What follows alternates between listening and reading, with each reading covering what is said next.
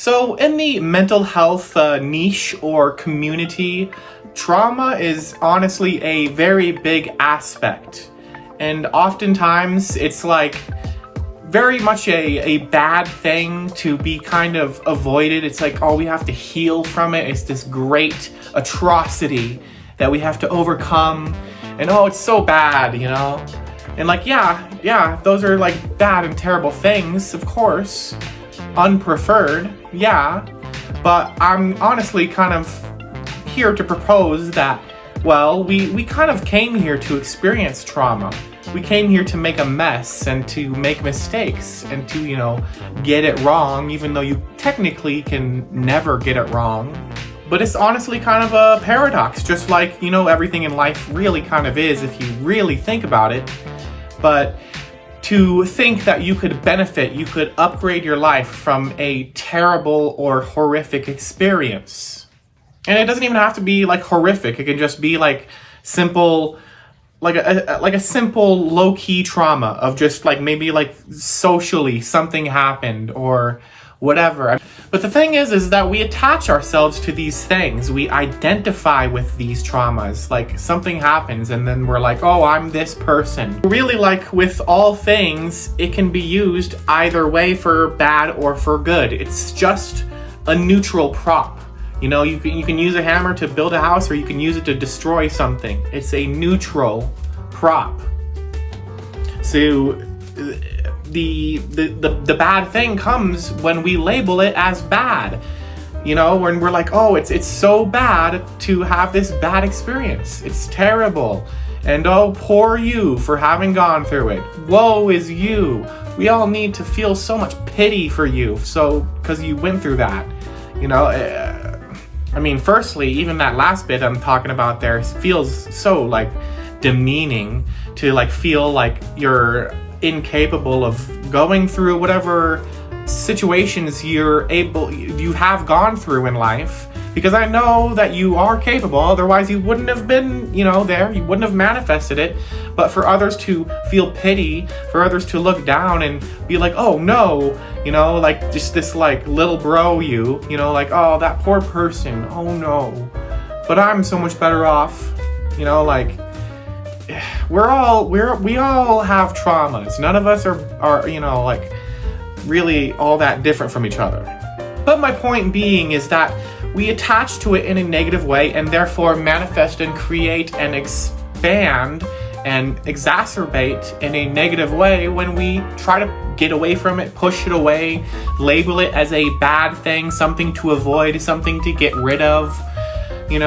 It's like, yeah, sure, something to heal, but more in an integrative sense instead of a, getting rid of sense.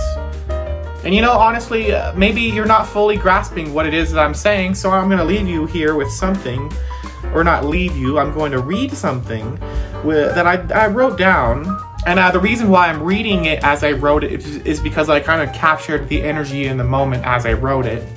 But this is pretty much kind of encapsulating what I'm talking about here, because this was a personal example for me, because me in my life, I've, often been that person who doesn't really fit in the past, up until now.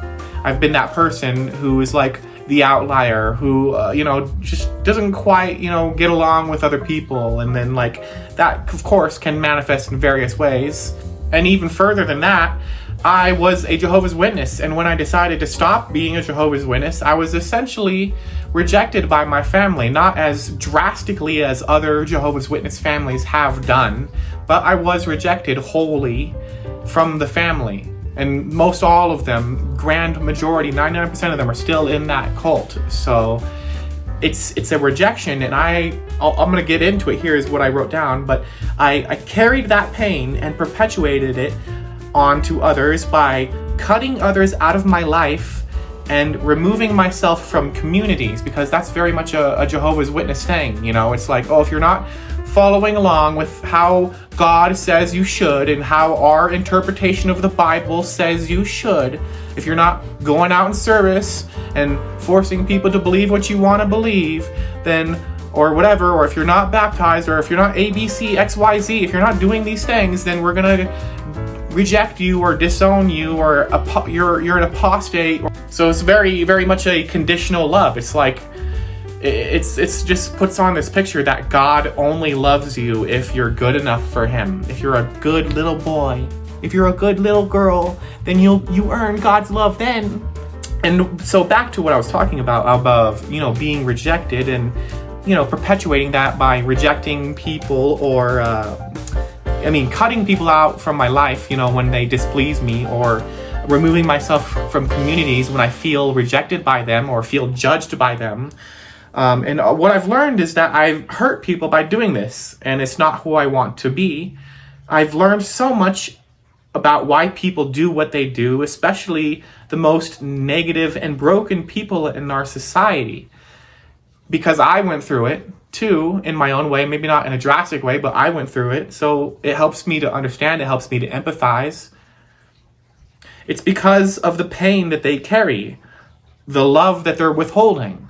They're withholding love from themselves. They simply do not have the tools they need to live a happy life. The fear is what drives them, and the only way they know how to communicate is destructively. They just don't have the proper tools. And so, that's where the empathy comes in, because you can understand that perspective. So it really has taught me to so much about compassion and empathy. How could I sit and judge? And how could I sit and hate and condemn when I've done that? I've been there. And I know I'm still going to do things like that. I know I'm still going to make mistakes. We're not perfect. Just because I like to be happy doesn't mean I'm not gonna, be making mistakes and being angry and upset and getting all worked up sometimes in the future. It's life, all right? Like I know I'm still gonna make mistakes because none of us are perfect. That's kind of just part of this physical experience is, not being perfect, essentially. Not even Jesus himself was, perfectly like Buddha, oh, I'm light and love and happiness. Nah. Do you remember the story of when he went and there was like a bunch of people doing transactions in the church or whatever, the house of God, and he comes in and he's like, what are you guys doing? You're just doing a bunch of money things in this place of worship. And then he starts like overturning tables and throwing them on the ground. At least that's how I remember that story. But even Jesus has his moments. Even Jesus has haters. So to sit there and be like, just because I intend and prefer to be happy unconditionally doesn't mean I'm not going to get upset and worked up over something in the future. And that doesn't mean I am like trying to be that, but it's just going to happen. It's life, things get messy. So that's where it comes back to how judgment of others is judgment of yourself. Because if you're judging others for that, it's just you judging yourself, unconsciously, because you're just judging that aspect. The same aspect that's in them is an aspect that's in you. So it's like, we're all imperfect. We all make the mistakes. So when you judge someone for making that mistake, it's because you make the mistake, and it's you kind of low-key can't really accept yourself for making that mistake. So, kind of instead of hating yourself for it, you find a scapegoat and a projection to judge. And another thing too is like the compassion part is like about even because like for me myself, I have the tools, I understand these concepts. That's what the tools are, is the ability to understand the concepts and the wherewithal and the ability to apply the concepts. So I have the tools, I do. And sometimes, not often I guess, but I find myself making the mistakes and, doing the things that I say, you shouldn't really do. And, getting worked up, getting freaked out, getting upset over things, getting angry, whatever. So it's like, if I have the tools and I'm still out here making the mistakes and being imperfect, how can I ever judge other people for that? Especially the people that don't have the tools, that are incapable of it. It's like, you don't get mad at a child because they don't have the tools. You know that they're growing up and they're, obtaining the tools to, the social etiquette, etc., how to live in this human world. You know that it takes time to develop the tools. And for some people, they don't really get that opportunity, just straight up. So it's like you're not going to call a child like, oh, this person's an unconscious person and they're so unspiritual and they're asleep and they're an NPC, they're a Matrix zombie drone.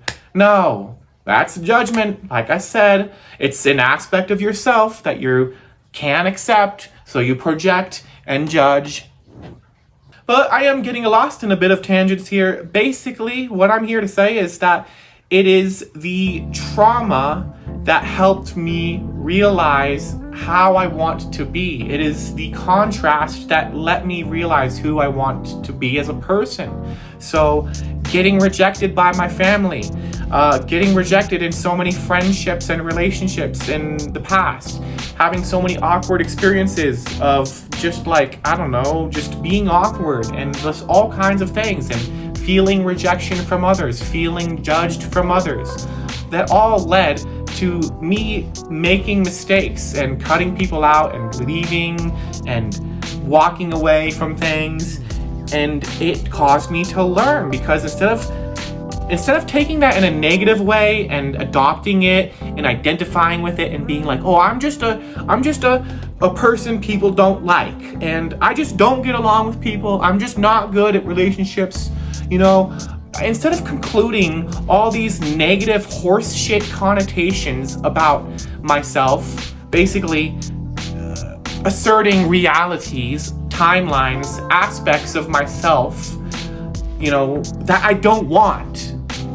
Because, we all grow up social. We all grow up as to varying degrees, but look at us as kids, before we're really kind of, all that life is sucked out of you. That's what we're supposed to be like. Is, fun and childlike.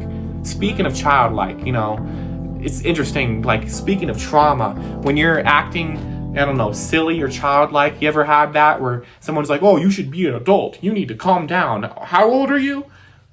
That's exactly what I'm talking about here. That loss of that childlike glee, and then the others putting you down, that's a form of trauma. And then you can use that instead of being like, oh yeah, you're right, I should grow up, I should be an adult, and then shoving that little inner child back down into the hole, and then, oh, put that tie back on and get back into place and obey. Instead of that, and instead of that, taking that negative path, you could just be like, you know what, nah, fam, I'm gonna keep jumping on this bed. I'm gonna keep acting up and being silly and wacky and nonsensical and goofy because I can. You need to join me. You are the one trying to bring me down to your level. Because misery loves company. But if there's anything I can help you to try to take away from this, it's just really take your trauma moments and sit there and ask yourself, what would I have not learned if I didn't have this situation in my life? Because you learned something from it. You did. It happened. It did. Don't sit there and think that you were incapable and now you're scarred forever and oh, this is who you are and this is the situations you deal with and these are the people you deal with and experience. Nah. Take it positively, because the energy you put into the situation is the energy you get out. So if you put in the positive reaction, you get the positive effect. That's just how it is. That's life. So I want you to take this sick Atlantean energy. You take it, boom, it's yours, all right? Stop telling those stories, all right? Stop it. Or tell them in a good light, because it's a good thing that this happened. It's a good thing that you went through trauma. It's a good thing. And it doesn't matter if it's you had a raindrop hit you, or if your entire family was murdered in front of you. I'm talking the range of barely anything to most drastic possible. It doesn't matter. It's a good thing, because this is a dream. It's an illusion. You are indestructible. You are infinite. So there's no consequences. Just like when you turn off a video game, it's over. So you're here to learn lessons from these life experiences because you are an aspect of God. Okay? Like, you are an aspect of source energy. Like the sun is a source of energy and light. So it's like you're a sunbeam. You're a ray of sun coming from the sun, but you're not just the sunbeam. You are the sun. You are everything. You are the person that is doing the things to you. That's you. The person doing the things to you, that's you in another body. And as always, thank you for watching.